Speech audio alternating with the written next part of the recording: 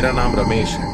मैं नरकटिया नाम के एक छोटे से गांव में रहता हूँ, जो बाहर से तो बिल्कुल शांत और खूबसूरत लगता है, लेकिन उसके भीतर छुपा है एक ऐसा राज जो किसी भी बाहरी इंसान की समझ से परे है। यह कहानी तब की है जब मैं 22 साल का था।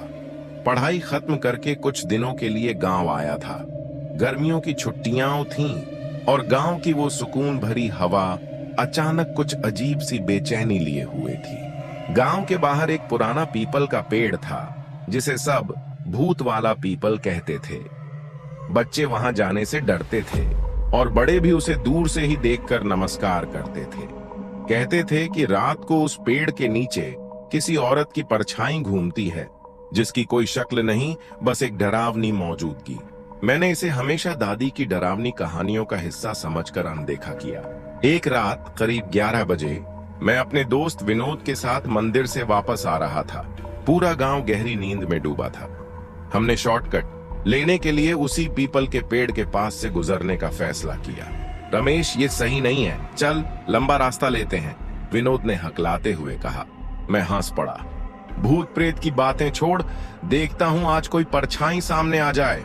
जैसे ही हम पेड़ के पास पहुंचे, एक ठंडी हवा ने मेरे कानों में फुसफुसाहट की। हवा तो बिल्कुल बंद थी। पेड़ की डालियां खुद ब खुद हिल रही थीं, मानो कोई अदृश्य हाथ उन्हें हिला रहा। और तभी मैंने देखा, पेड़ के नीचे एक लड़की खड़ी थी, सफेद साड़ी पहने, बाल उलझे हुए और सिर झुका हुआ। पहली नजर में लग रहा था जैसे कोई गांव की औरत हो, लेकिन फिर विनोद ने मेरा हाथ कसकर पकड़ लिया। उसकी उंगलियां कांप रही थीं।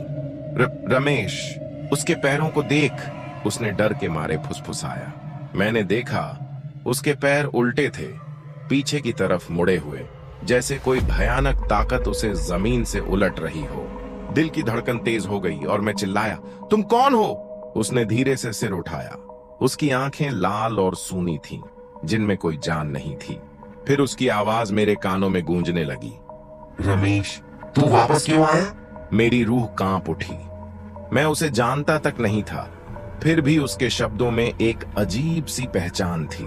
अगले दिन मैं दादी के पास गया और उस पीपल की असली कहानी पूछी। दादी ने कहा, बहुत साल पहले उस पेड़ के नीचे एक लड़की सीमा को गांव वालों ने डायन कहकर मार डाला था। उस वक्त गांव में महामारी फैल रही थी और सभी ने उसे दोषी ठहराया, पर वह मासूम थी। अब उसकी आत्मा हर उस इंसान को बुलाती है जो गांव छोड़कर वापस आता है, खासकर जो उस वक्त गांव में था।